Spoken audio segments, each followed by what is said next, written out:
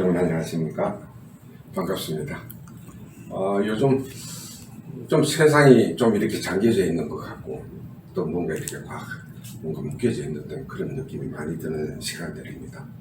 여러분들 아버지 학교를 통해서 직접 얼굴을 만나 뵙고 여러 가지 대화를 나누는 것이 좋은데 어쩔 수 없이 이렇게 영상을 통해서 여러분을 만나볼 수 있다는 것만 해도 저는 무척 행복합니다.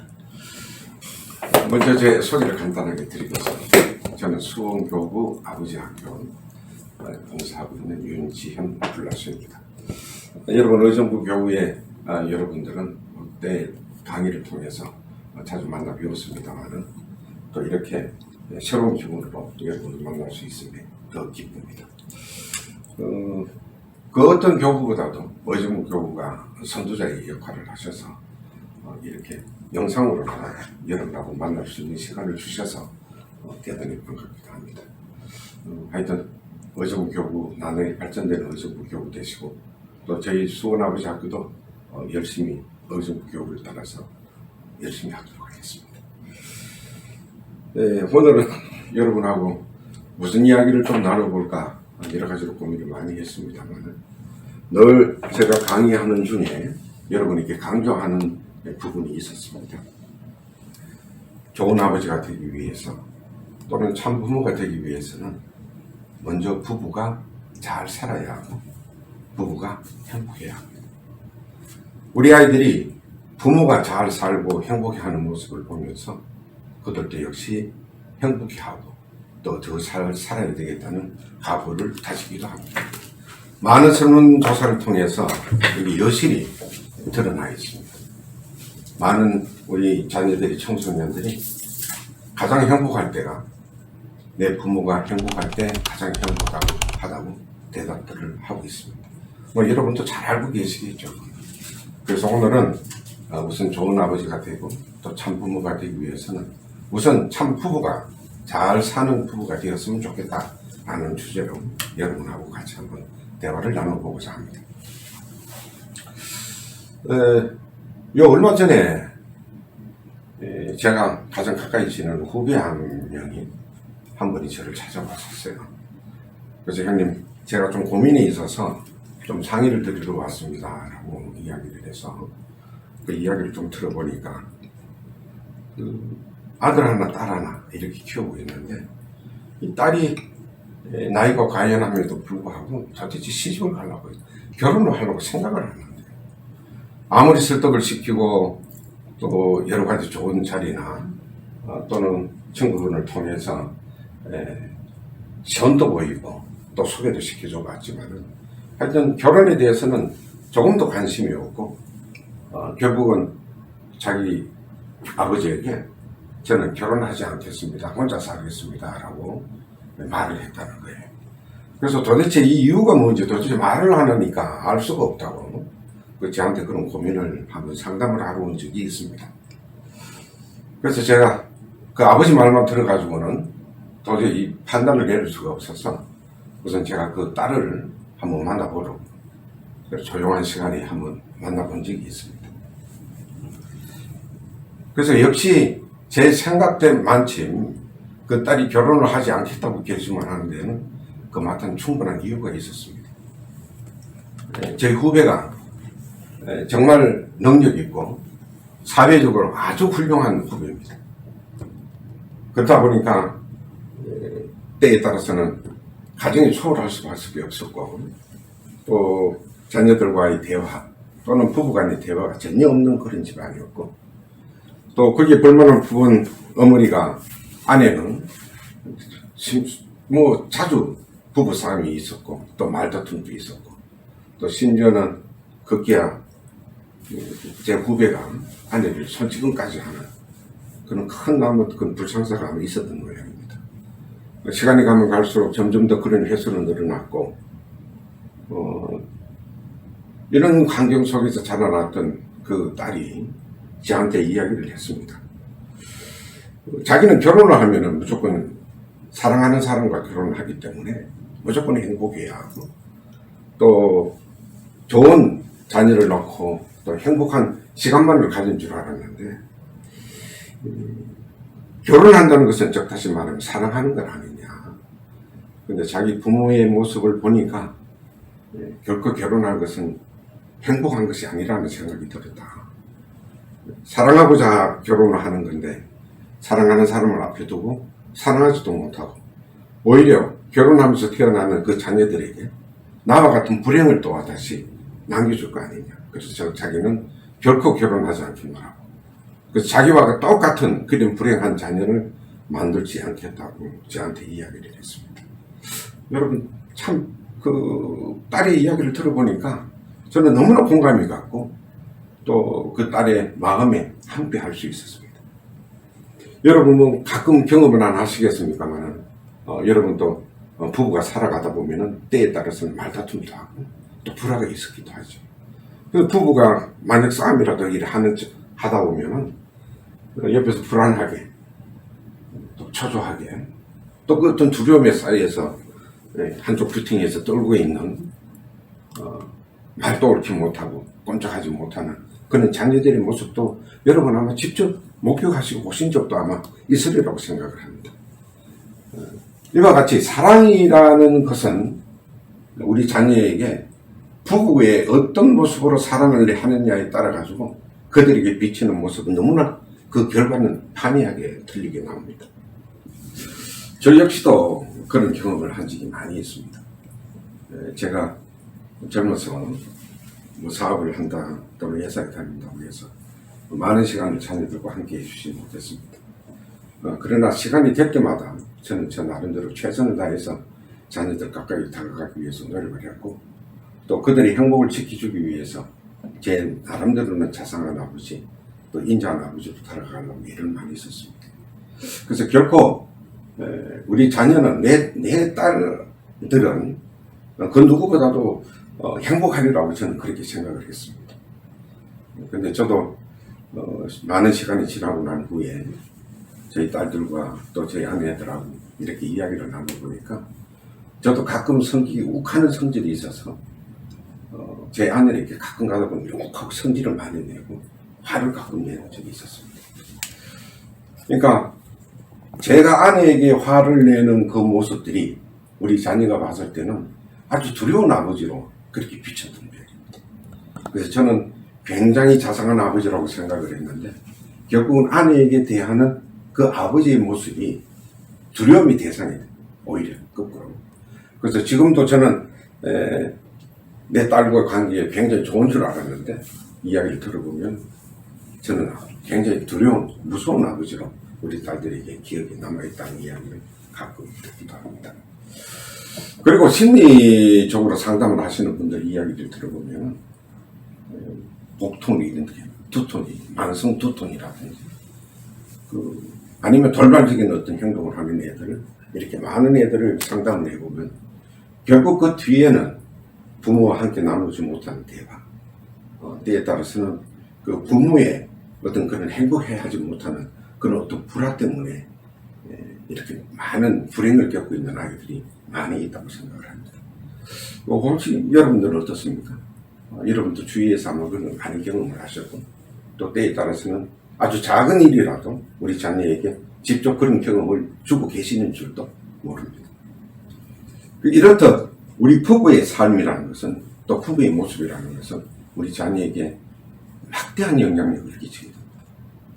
아무리 그들에게 행복한 부모로 낳고 싶어도 또는 좋은 아버지로 다가가고 싶어도 결코 좋은 부부의 행복한 모습을 보이지 않고는 우리 자녀에게 행복을 줄 수 없다는 사항을 아마 여러분도 잘 알고 계시리라고 생각을 합니다.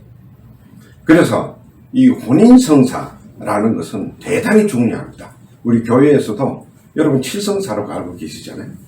우리 교회에서는 거룩하고 성스러운 일을 성사라고 이야기를 합니다. 그 안에 혼인성사라는 우리 부부의 맺어짐이 그 안에 들어가 있습니다. 그래서 우리 교회 안에서도 이 부부의 맺음, 하나의 부모가 될 수 있다는 이 자격은 교회 안에서도 성스럽고 아주 거룩한 일로 인정을 해주고 있습니다. 그리고 또 한 가지 이 말씀 안에서도 우리 부부의 삶이 얼마나 중요한지 여러분 비추어서 짐작해 볼 수 있으리라고 생각합니다. 가나의 혼인잔치에서 어머니가 아직까지 공생활이 시작되지 않는 예수님께 표징을 요구를 합니다. 물을 포도주로 변화를 시켜달라고. 어쩌면은 예수님이 그런 표징을 보여줌으로써 그 당시로서는 아직 시작되지 않는 공생활이기 때문에 어쩌면 목숨을 앗아갈 수도 있습니다. 이상한 사람이라고 낙인 찍힐 수도 있을 것이고, 어떻게 잘못하면 그 예수님 공생활에 들어가기 전에 어떤 변화가 있을 수 있는 사건이 있을 수도 있습니다. 그럼에도 불구하고 그 어머니의 요구에 예수님은 아무런 대꾸도 없이 반항도 없이 순종하며 물을 포도주로 변하게 시킵니다. 이런 표징이 왜 하필이면 혼인잔치에서 일어났겠느냐. 혼인성사를 통해서 부부를 맺어주는 그 혼인잔치 그 장소에서 예수님이 첫 기적을 행하신다는 것은 그만큼 부부가 이루어지는 그 혼인이 중요하다는 뜻 아니겠습니까? 여기에는 어떤 법도 없고 때에 따라서는 하느님의 어떤 법칙도 없고 어떤 아량도 베풀어 줄 수 있는 바로 그것이 부부가 맺어지는 그것이다. 저는 그렇게 표현해 보기도 합니다. 또 한 가지 또 우리 말씀 안에서 또 이렇게 비교를 해보면 예수님께서 제자를 파견을 시켰을 때 꼭 짝지어서 둘씩 보냈습니다. 저는 이 부부의 모습이 바로 파견되는 제자의 모습이 아닐까. 예수님의 사랑을 이 세상에 전파하는 가장 제1선에 서 있는 제자들이라고 해도 과언이 아닙니다. 이렇듯 우리 부부의 모습은 정말 말씀 안에서나 교회 안에서나 정말 성스러운 존재입니다. 이렇게 인정을 말씀이나 교회에서도 우리 부부를 인정한다는 것은 그만큼 부부의 삶이 중요하다는 것을 저희들이 한 번 더 깨우쳐야 될 것으로 생각을 합니다.